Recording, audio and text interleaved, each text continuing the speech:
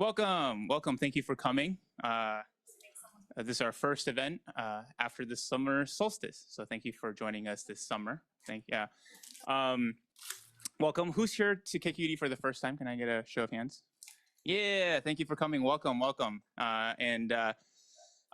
It's great to be able to gather people here in this beautiful building. I'm going to tell you a little bit about what we're doing here. You're here tonight for a treat.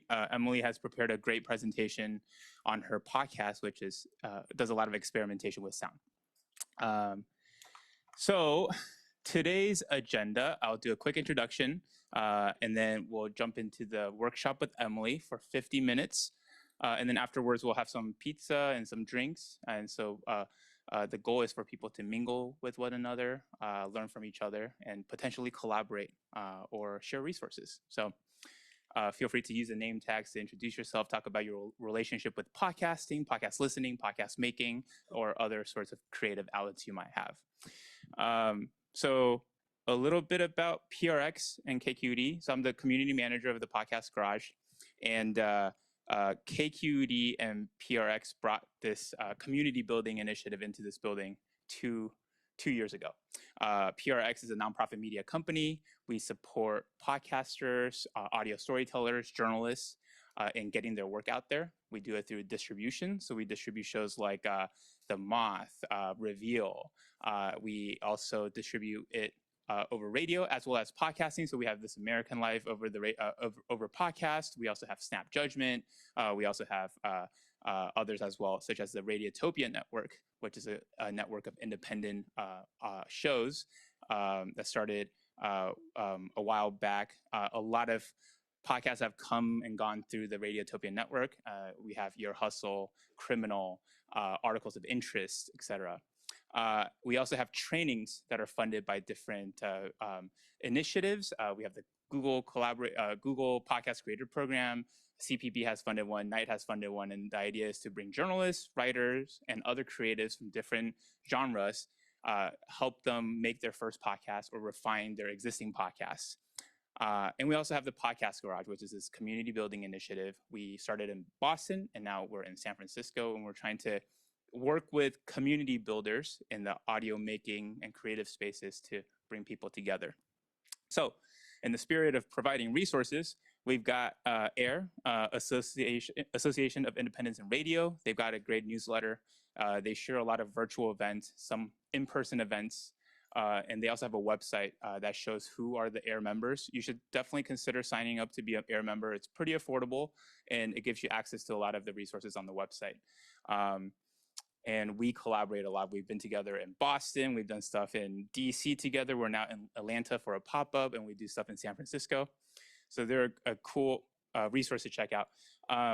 Podcasting 101 is a series of video that tells you how to design your podcast for your target audience. So there's Mad Lib exercises and other insights and advice that they provide on how to make your own podcast. Transum.org is a website that's been around that has a lot of articles on the craft, the business, the art of podcasting, what recorders to choose, and it's constantly being updated, articles about the industry. They collaborated with PRX to make a Sound School podcast, which is a cool resource if you prefer learning over listening. It's a podcast about making podcasts. Recording studios near here. If you have any resource that you want me to add on here, let me know. We're always trying to crowdsource. Women's Audio Mission represented here today. Yeah, woohoo! They do a lot of work to promote women in the audio engineering spaces and recording production, recording art, etc. And they have two, I think, studio rooms that they rent out. Bayvac Media, Bay Area Video Coalition. They are on 9th Street. They also have two spaces. One is a bigger green screen video audio room, and the other is a smaller sound recording module. They are free for San Francisco residents, so definitely check it out. And they're still trying to get feedback on how to best use their space. So pay them a visit. KLW, they have a recording studio in their radio station. They also have a pop-up space on 220 Montgomery Street with a lot of cool events. So these are our partners that we've been working with for the past 2 years, and they have a lot of great resources as well. So I want to promote some events. For those of you who haven't been to KQED, we do stuff here in the workshop format, but we also have live performances down in the auditorium. We call it the Commons. And so this is a podcasting live performance. Songwriter is a podcast that turns stories into songs. So oftentimes you'll feature like a famous storyteller or famous person who's telling a story, and then followed by a talented musician who turns it into a song as a sort of a back and forth.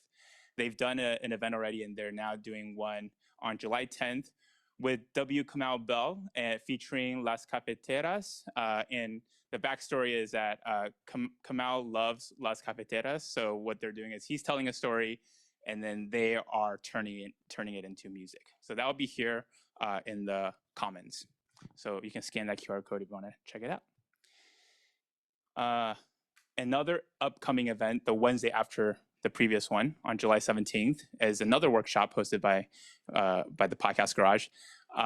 It features a new podcast called Life in 7 Songs. It's from SF Standard, which is a local news organization focused on stories in the Bay Area. The way it works is they interview one famous person per episode and ask them for 7 songs that they associate with like important moments in their life.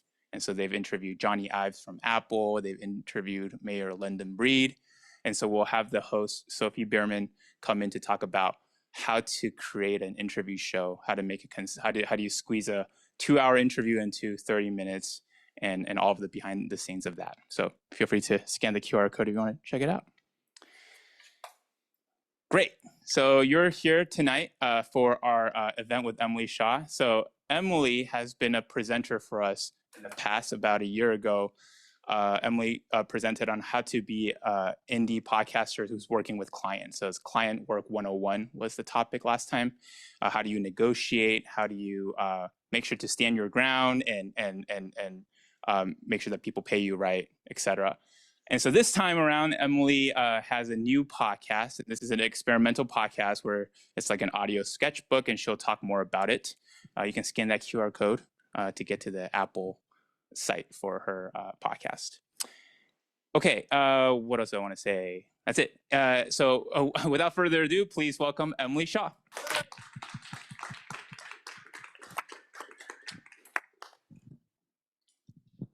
Hey, it's so great to be here, and I've been in the audience like so many millions of times, so it's always nice to like give back and do some skill sharing on my side too.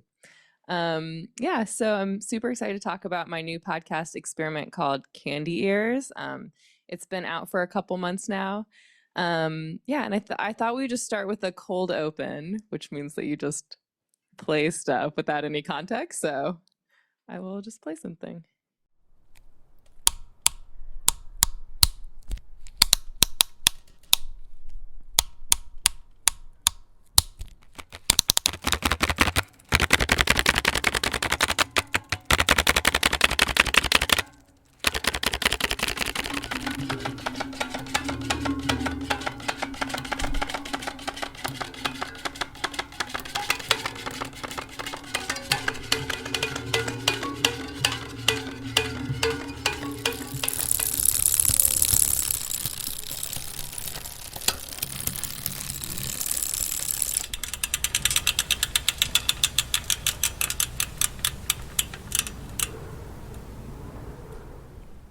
That is one experiment I did, just trying to find as many cool sounds as I could with a bicycle.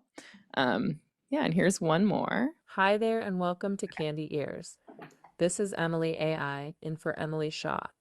Yesterday, Emily was curious what the AI-generated voice created by her trying to sound like a robot would sound like. So she read Descript's AI speaker prompt like this. I want Descript to create an artificial version of my voice that I can use to create speech that sounds like me. And I'd say that the AI voice it created sounds more human than her real voice trying to sound like a robot. Here that is. I want Descript to create an artificial version of my voice that I can use to create speech that sounds like me. Let's hear those both one more time. Here's real Emily pretending to be a robot. I want Descript to create an artificial version of my voice that I can use to create speech that sounds like me. And here's the AI, voice descript created from that audio sample. I want Descript to create an artificial version of my voice that I can use to create speech that sounds like me. Interesting. Well, that's all the time we have for today. Thanks for listening. We'll see you next time. Honestly, I was too lazy to like actually, this will be part of this, what I talk about later, but I just didn't feel like doing the whole thing to make the VO and record and plug in my microphone. I was like, it's an AI experiment, so I'll just use the AI voice to do it. Okay, so today we are going to have this agenda, which is I will introduce myself a little bit. We'll do a little breakout warm up. I'll talk about what I think the podcast rules are that I'm breaking. And then I'll talk about why. And we'll listen to a couple more like new examples from the podcast, and I'll break down my creative process a little bit. And then there'll be a Q&A. Okay, so to share a little bit about myself creatively, I first got started producing a podcast called Cozy Boat. So that photo in the middle, that's me in the cozy boat. I would interview musicians in the inflatable boat filled with pillows and twinkly lights about kind of their creative process. It was very intimate. It was like, what does a creative person say when they're in like a very safe, cozy, comfortable environment? And this was really like the first thing I ever made. So I would do like an hour-and-a-half interview and then make it into like a 5-minute episode, like kind of audio portrait of the artist and use their music as sound design. And then over the years, I've enjoyed doing different audio art pieces. So this one on the left is Sounds of Comfort During Quarantine. And that was like April 2020, I put out the call for Sounds of Comfort. So people all over the world sent me recordings of sounds that were bringing them comfort during quarantine, and I made it into a sound collage. And then my latest project is Candy Ears. And basically it's my passion project portfolio. So it was kind of funny. I had all my passion projects on SoundCloud, and I felt this kind of pain point that it's like kind of hard for people to listen. It's like, okay, they go to the SoundCloud link, and if they don't have the app, maybe there's like a weird pop-up and they can't listen. Like if they don't have Wi-Fi, they can't really download it, things like that. So it's funny, I've been a podcaster for so long, and it occurred to me, I was like, oh, I should start a podcast to make it easier for people to listen to my work. And so it basically has all the passion projects I've ever made. And so if you go back to the earlier episodes, they're more like normal audio pieces, but they've gotten a little more experimental over time. Although sometimes I just throw in like a regular edited interview in there just to like keep things spicy. And for work, I run a business where I make podcasts for brands and organizations. And this is we're always as creative people needing to like fund our creative passions and kind of have that balance. So these are some of the projects I do in my business. I helped make the Think with Google podcast, made a limited series for Headspace and Spotify, a Gen Z mental health series. And I'm still working on Like and Describe, YouTube's official trends podcast, which is a very fun show about YouTube trends. I recommend, if you're going to listen to that one, listen to the ASMR episode. That's my favorite. Okay. So now we're going to do a little breakout warm up. So I'd love for everyone to share your name and pronouns. This is like in your little tables. Your relationship with audio, a pleasurable memory of creating. It could be audio or anything. And then a should related to creating, something that maybe is frustrating or feels draining or like you don't want to do, but you feel like you should. And so I guess people don't have paper. Some people have paper. So I guess since not everyone has paper, I'll say that you can just start sharing whenever you're ready. But if you want to, you can write down some notes first. Yeah. And if you're at home, I know that you also exist and you're welcome to do some journaling or talk to your friends. Yeah.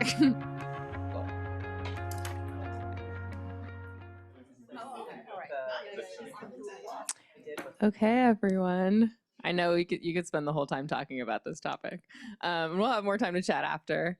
But yeah, I would love to hear a couple things that jumped out at people. Maybe let's start with the Zoom because I want them to know that we have not forgotten you. You want me to cite some here? Yeah, here. Here, I got it. Maybe choose two.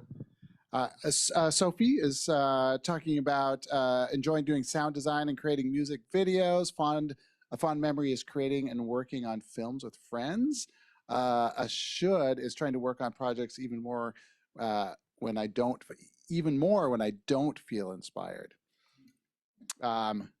Alicia just wrote is she, her, editor, mixer, audio obsessed, and I should create a sound library, but haven't. Cool. Yeah, so I'd love to hear what folks were saying in the room. I can pass the mic around for anyone want to, or any insights from your table, anything that was resonant. See anyone? We got one hand over here. Cool.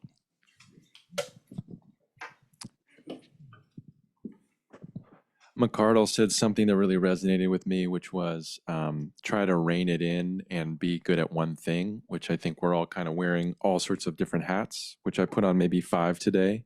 Mm-hmm. But that's a should. That's a. I should rein it in. He said I should rein it in and be good at one thing that right. I'm known for and professionally accessible for, and that was like that really struck home. So.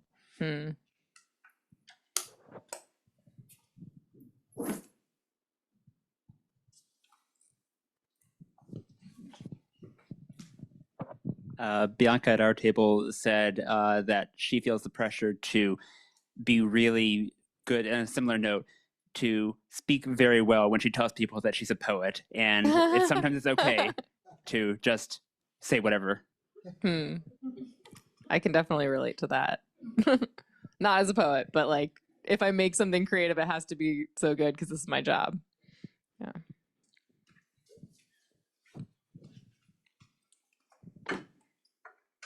Tracy next to me said something that really resonated with me, which was that one of her favorite memories of sound was just interviewing someone on her podcast and how infectious their laugh was. And it just kind of made me think of these simple moments in sound that can be so profound and kind of make it all the technical headachy stuff worthwhile.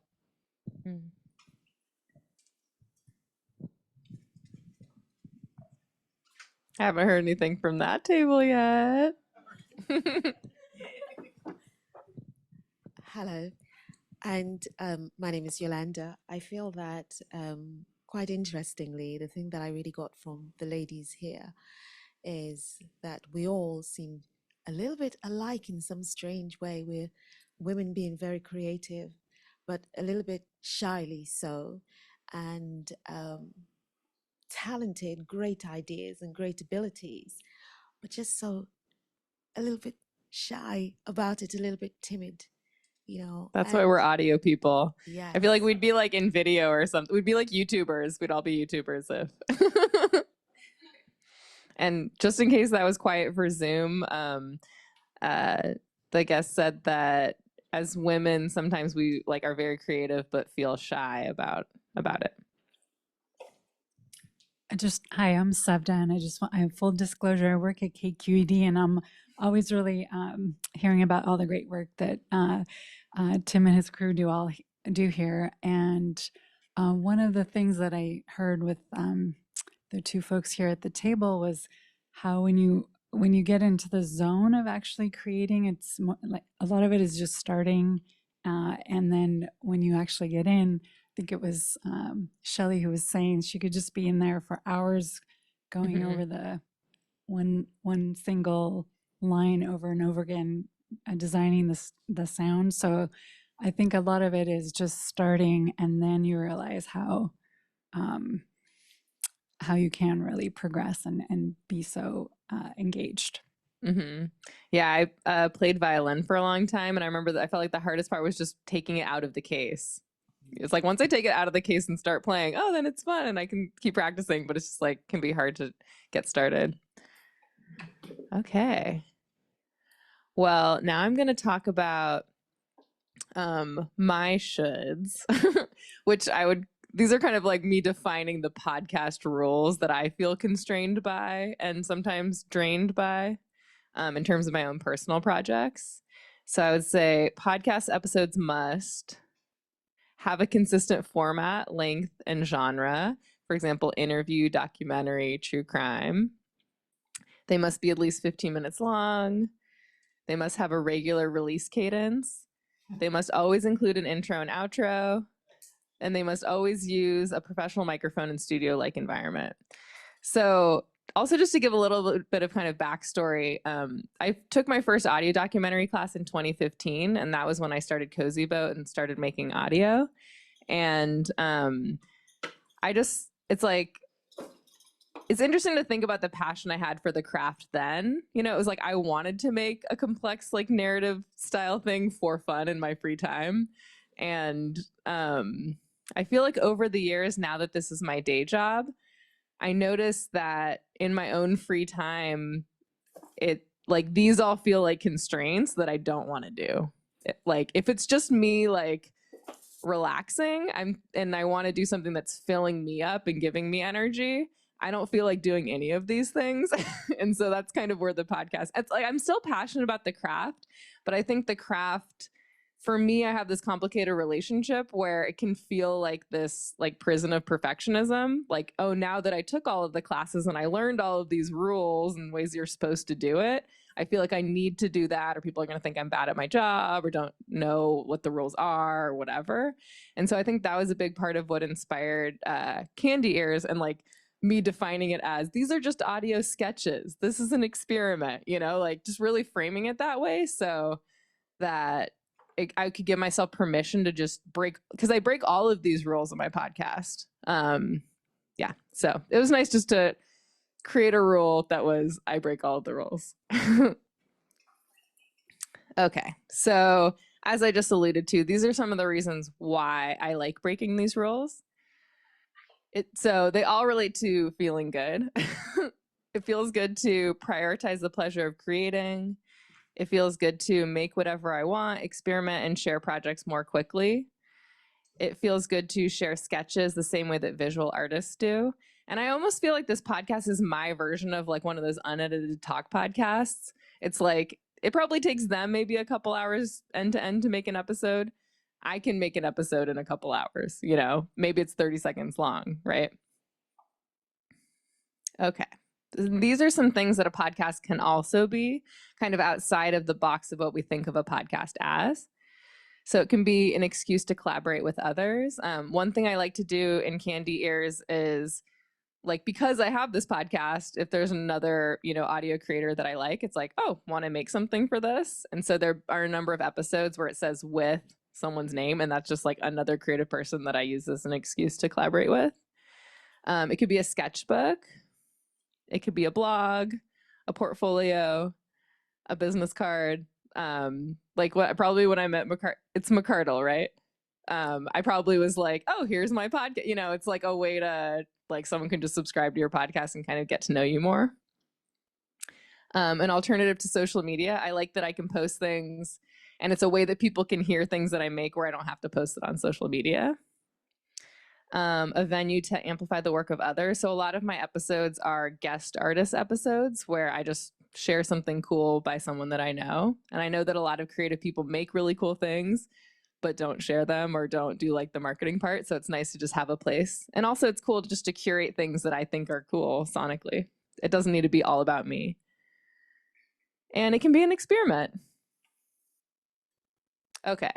So I made this slide with these words that are very big on the slide, but these are kind of the most important things.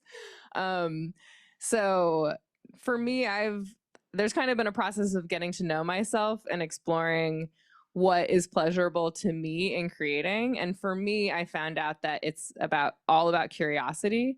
So I'm having fun creating when I want to know, like, what will it sound like if I do this? Like, I wonder what will happen if I do this. And I actually took a watercolor class where I learned this about myself, because there's one class I took that was a night sky watercoloring. So it's like you learned kind of the color, like the opposite colors that combine with each other well, and like how to like splash paint on and make it look like stars. So it was more kind of like techniques. And then that was so fun for me, and I could do whatever I wanted creatively with those tools. And then I took another class that was about like botanicals, and it was about how to accurately draw and paint things. And that was so boring to me. Like, I don't want to know how to do it the right way. That was kind of something I learned about myself. So yeah, curiosity is huge. And then feelings is, as I'm creating, the whole time I'm like tuning into my feelings, and sometimes I start having this should, like it should be like this. Other people make audio art like this. It's supposed to blah, blah, blah. And then it's like, wait, I don't want to do that. And then I'm like, okay, what actually feels good to do right now? And so I'm constantly kind of like turning back, like listening to my feelings and being like, oh, okay, this thing feels good. That thing I thought would feel good, it's not. I'm going to stop doing that and like shift. So that's really my North Star when I'm creating for myself, right? Because if you're not getting paid for something, you might as well enjoy it. Okay, so now we're going to listen to some stuff. So one of the things that I've had a lot of fun experimenting with is different things related to AI. And so I'm going to share a couple of examples related to that. I think the biggest thing for me with AI tools is trying to juxtapose AI created things with humanity, like the tangible tactile experience of being a human in the actual physical world. And so all of these examples have some of that juxtaposition. So for this experiment, I was playing with the Descript prompt, so similar to the one I played up top. I just think it's funny. For anyone who doesn't know, Descript is a AI transcription tool that also creates AI voices, and you can train it by reading a prompt. And so I just thought it was funny, this idea of like, this is my voice, because we kind of have different voices. And then I also was just like, kind of wanted to troll it and be like, what happens if I like shout the prompt from far away? Like that curiosity, right? I was like, what will it sound like if I sing the prompt? What will it sound like if I whisper the prompt? What will it sound like if I read the whole prompt in one breath, right? So that was something that was like getting me excited, getting me curious to want to find out what would happen. And so this is the piece that I made. I want Descript to create an artificial version of my voice that I can use to create speech that sounds like me. I am training my voice by reading the following statement. Imagine a big blue ball spinning in space. That's our Earth. On it, there are tall mountains. Deep oceans and huge forests with animals. In cities, people talk, play, and work. We all have different voices. Some people speak softly, while others are loud. Every day we tell stories, ask questions, and share jokes.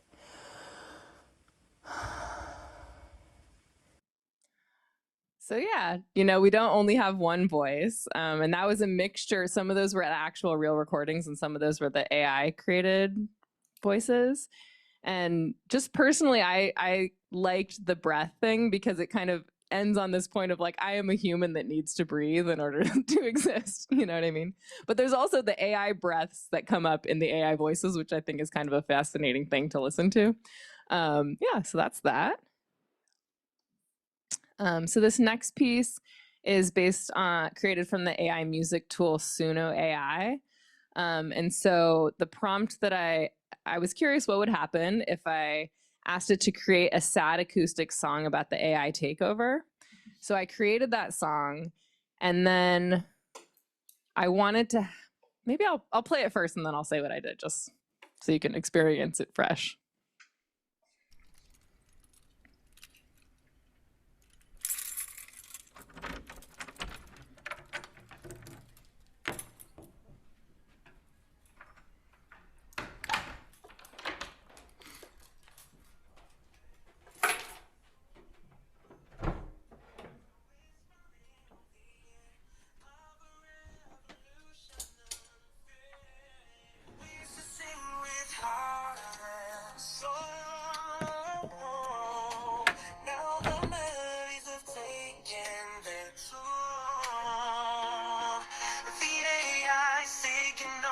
Silence fills the air. In this silent revolution, we're left in despair. In a world of wires and codes, where the silence slowly erodes, there's a whispering in the air of a revolution unfair. We used to sing with heart and soul.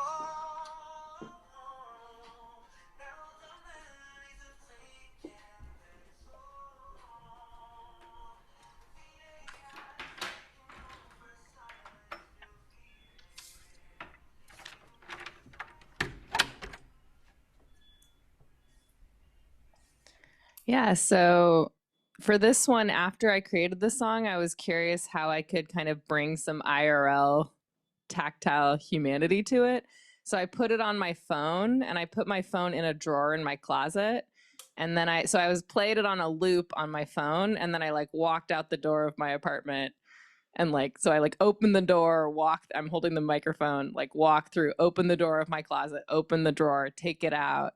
And then I like edit it into just the actual file. Like you could probably hear when it got louder, that's the actual MP3 of the piece. And then it like shifts back into like me walking out of the closet, like putting it on a table, walking out.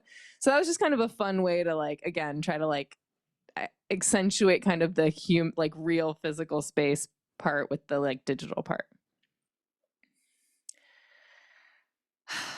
Yeah. And this last AI experiment I'm going to share, this is when I just kind of threw like a regular interview style episode into the feed. So it's like 30 seconds, 40 seconds, 1 minute, 22-minute edited interview episode. And this falls under an example of a cool excuse to collaborate with another person, like using the podcast as that excuse. So Charlie Harding is the co-host of a really cool podcast called Switched on Pop about the making and meaning of popular music. But I didn't know that when I met him. I went to On Air Fest, which is this really cool audio festival in New York. And there was a live interview with Nora Jones. And anyway, so I got there early, and there was like a seat open, and he like let me sit there, and it was like, oh, hey, nice to meet you. Like, oh, what do you do? He's like, I'm a musician. I'm like, oh, cool. I had no idea who he was. I was like, oh, that's cool. I'm a podcast, whatever. And then I was like, oh, I've really been wanting to do an AI experiment with a musician. Oh my God, would you collaborate with me? Blah, blah, blah. Like had no idea that he like literally is a music journalist and like hosts this really popular show. And so he agreed. And then later I found out who he was. But he was the perfect person to do this with. So what I did was I created a couple different absurd podcast theme songs using Suno AI. And then I played them for him and had him like analyze them kind of as a music. He's also a music composition professor, right? So he's like understands music.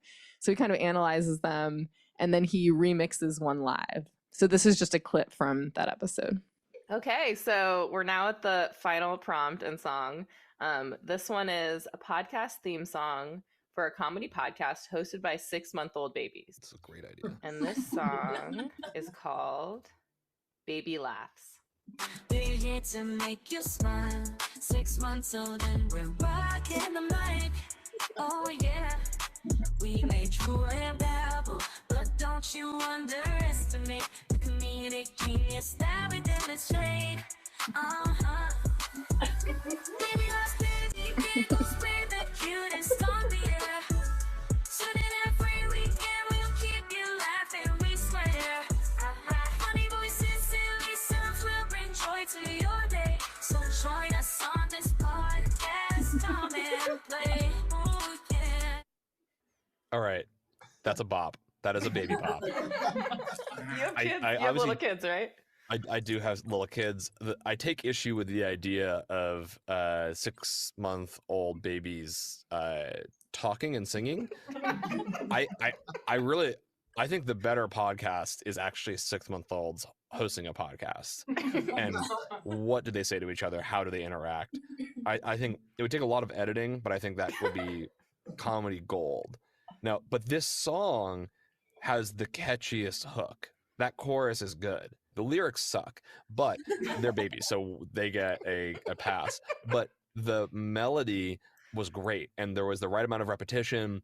I don't know why babies are into sort of like upbeat trap R&B, but the melody, the hook was good, and I feel like you don't actually have to write good lyrics to have a hit song. You just have to have a catchy, memorable melody, and I think that this song Baby Laughs achieves that.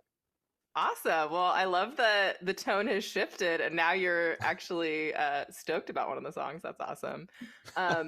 So now we have arrived at the next part of this podcast experiment, which is I would love for you to choose one of these podcast theme songs that you will create a remix of, make a better version of live right now. I'll give you more than 5 seconds. You can have as much time as you are available right now. Oh, God.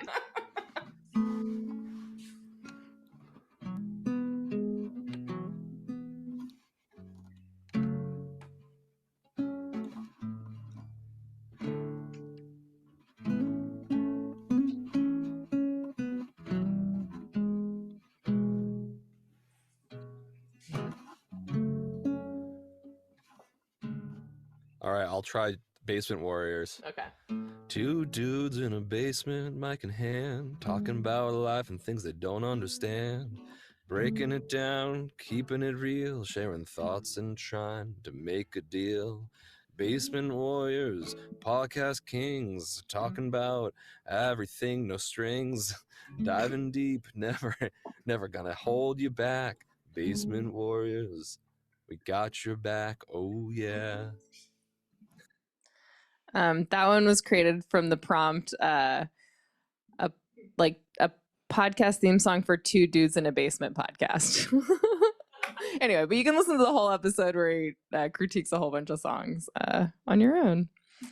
Okay, and I actually think it would be fun to share. Do you guys have the energy for one more 3-minute example that's not related to AI at all? It's a little bit of a palate cleanser. It's only IRL humanity. So yeah, let's listen to one more. This one is called Shades of Moonlight. Hey listeners, Emily here. Debussy's Clair de Lune is one of my favorite pieces of music. So my friend Jamie and I got together and tried to record it in as many different ways as possible. One other fun piece of context is that we actually recorded this in the house I grew up in. So I heard this piano playing in the background during a lot of my childhood. All right, here it is. Hope you enjoy it.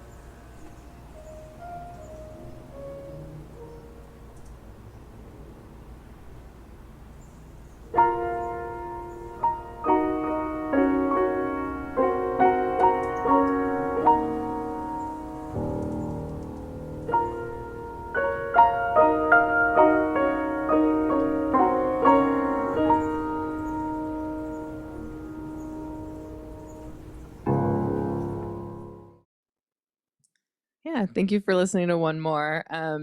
This one was interesting because one interesting backstory is that Spotify actually originally took it down before it had that intro by me. I've run into this with a bunch of my episodes. It categorizes it as music and not a podcast.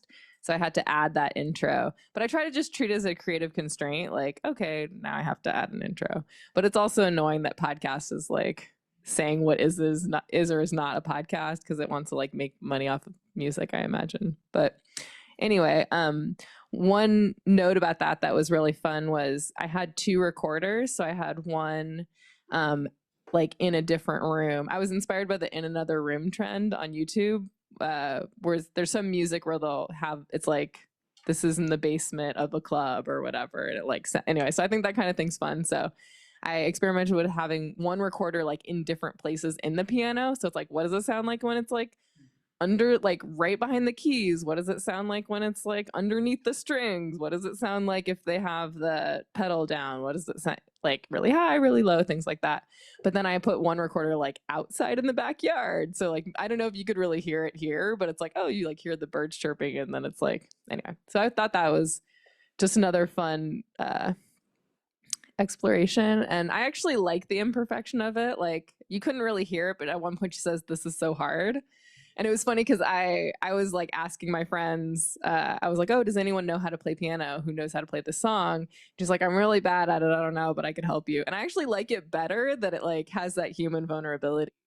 Like that's kind of what the podcast is about. It's not about perfection. It's kind of about like the enjoyment of whatever is not perfect, you know? Anyway, well, yeah, that's my presentation. So yeah, thank you very much. Round of applause for Emily. We have time for questions. Any thoughts or questions you have listening to? Oh, wait, one more thing. I have some optional homework for you, which is to think about what you are reflecting on as pleasurable about creating and like make something and share with me. And I would love to check it out. So if you want like a reason to make something or like the accountability of sharing with someone, I would love to hear it or see it. And yeah, my email is right there. So any thoughts, questions, things that you're experimenting with yourself? I'll speak a little louder this time. I think the mic is a little far away. Oh, right, it's okay. I've got a soft voice as well. Do you know what I really love? It's the fact that you are so at ease and accepting of things being imperfect and just having fun, because that's really opened my eyes, and I think it's made me feel like it's okay to just go ahead and do what I'm doing and just have fun doing it without being so focused and obsessed about, am I doing it the right way? Is this the standard? Is this what other people expect? You know, measuring myself according to what's gone ahead, instead of just being just my own unique self and doing what I feel from my heart. And so that's really been encouraging. And I think it's distressing and allows me to just let go of all the hang-ups that I've been holding on to. That's so prohibitive. Thank you. No, I'm so glad. And like, I think it's more enjoyable in a way to like, I don't want to say consume art because consume has kind of a negative connotation, but like to enjoy art that has that kind of, it's like the vibe matters, you know? And sometimes that can be more enjoyable. It's like, I like that was just a little rough thing versus like, oh my God, they're like so stressed while they're making it because it needs to be perfect. You can kind of that like can come across and feel like you kind of feel that as a listener. And I also love that I come across that way because it is totally a struggle for me. You know, all of those shoulds on there are things I'm like feeling all the time. And even the Charlie Harding episode, you know, I really didn't want to record it like in my closet. So I recorded it, you know, in the room that has reverb. It is not a perfect recording environment. And I was experimenting with using a Blue Yeti microphone, and recording in Riverside. But for some reason, there were these like weird issues where it dropped out and stuff. And it was also really echoey. And I was like, oh, I don't think I can share this. Like everyone's going to think I'm bad at podcasting because the sound quality is not perfect. But anyway, so it's like, I love that it came across that way, but I just want to be real about like, it's totally something I struggle with too. But yeah. Hey, I'm curious what your relationship is between, or what the relationship is between your professional work and these experimental projects, and if you, try to keep them separate, or if you instrumentalize some of this work to propel the other one forward. Yeah. Oh my God, I could spend a whole hour talking about this. So how to succinctly answer that question? What is the relationship between this and my professional work? I feel like it's kind of symbiotic or like supportive because I need to get paid in order to exist. You know what I mean? So, the client work that I do allows me to do whatever I want in my own personal practice. And also it's really fun because it is making podcasts, which I enjoy.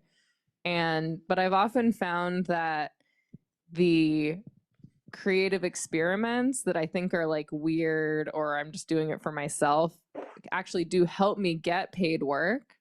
So like the very first podcast, paid client podcast I made was for this intercom company called Clearcom. And it was kind of funny. They, sort of what they communicated to me, what they found me in the Air Directory Association of Independents in Radio. And they listened to Cozy Boat and they were like, we want Cozy Boat, but about our intercom company's 50th anniversary. Anyway, so, but actually there was kind of a cool story there. But anyway, so that was an example of like my passion project, and like my very first, I used to have day jobs in tech and things like that. And I made Cozy Boat and took classes on the side. And the very first official podcast job I got at Pandora, I used Cozy Boat as like a work sample and they liked that, and that helped me get that job. And then even more recently with YouTube, it was kind of funny. I don't know, I guess this is being recorded, so I don't know like how on the record I want to be, but I guess I'll just vaguely say that when I was talking to them about helping them make that podcast, they were like, oh, do you have more like narrative examples? We want this to be a narrative show. And I like didn't actually have more examples than what I had already like shared with them. So I just kind of like framed it as, long story short, I just shared like some creative uses of sound. So I shared like some weird audio art kind of because I didn't have like the actual thing they asked for. And then someone on their team really liked this sound collage I made about San Francisco, that was just like an audio art piece, so I feel like when you're really making something that you're genuinely enjoying making and it's not a should, that comes across and that can help you have more opportunities professionally.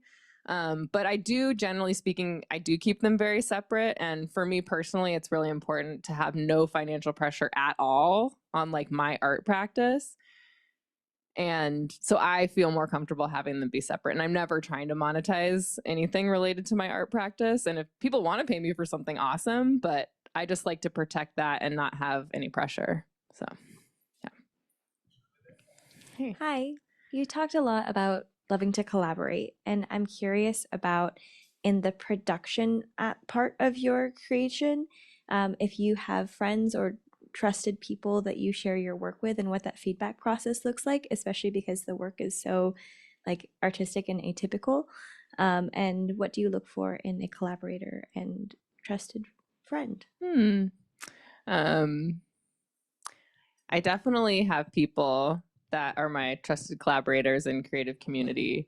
And I really highly recommend taking classes if you're looking for collaborators in creative community, because that's how I found a lot of those people. And just in spaces like Ray is here, we have been to these little like radio listening parties at someone's apartment where, people share works in progress and give feedback. And you can find out about those kinds of things on various listservs. If you're not on them, come talk to me and I can help add you. But yeah, one class that I found kind of some creative collaborators was called Augmented Audio Realities by Jasmine JT Green. This was in December 2020, and it was a Zoom class, and it was the first class I ever took that didn't feel like it was about learning the right way to make something. It was like everyone was just making their own audio art piece and like learning tools and inspiration to make whatever you wanted. And the friends that I made in that class, I'm like still friends with them. We still share stuff with each other. Stephanie Aguilar, there's one episode in the feed that is like a really cool piece she made called Laundry Day that I put in the feed. So yeah, anyway, so creative collaborators are like so important to being an artist. And what else did you ask? What qualities do I look for? I think you just need to feel comfortable with people and kind of feel like you're friends, because it is really vulnerable to share works in progress. And I'm sure many of us have experienced sharing something, kind of regretting it because people give you like really real feedback and you're like, yeah, any feedback, I want to grow, whatever. And then they like actually tell you, you're like, no, why did they tell me I should have asked? So anyway, so it's nice when people, I think it's important for them to appreciate what you do. And like, if someone's not into your work, like it's probably not going to feel very good to collaborate with them, you know, or get feedback. But well, we got a question here. Thank you. I listened to Candy Ears before this, and I really enjoyed your sound bath episode. It was a good reminder that you can break rules and people will still like it, because I sat there and I liked it. Oh, thank you. And then shared it with my sister. Was this the one without any talking? No, It's it just had the some sounds? talking. Okay, got it. Yeah. But it was a lot of, or you just, I think you were in a sound bath and you had the audio recording it. I really enjoyed it. I was curious, like, is there another person's work that is breaking the rules and is inspiring you? And then I guess my other question is there anything from the process of producing Candy Ears that has surprised you? Those are my two. Okay. I'll try to remember both of them. Number one, are there people who are breaking the rules that inspire me? Yeah, so many people. Just a couple off the top of my head are Sharon Mashihi, who created the podcast Appearances, which is like my desert island podcast. Like if I could only listen to one podcast for the rest of my life, it would be that one. It's just so creative and so it just feels like it really works. And I never heard any, she like breaks the fourth wall. I don't know. It's like amazing. Highly recommend that. Jasmine JT Green, who was my teacher for that class. I really, really respect and am inspired by her work.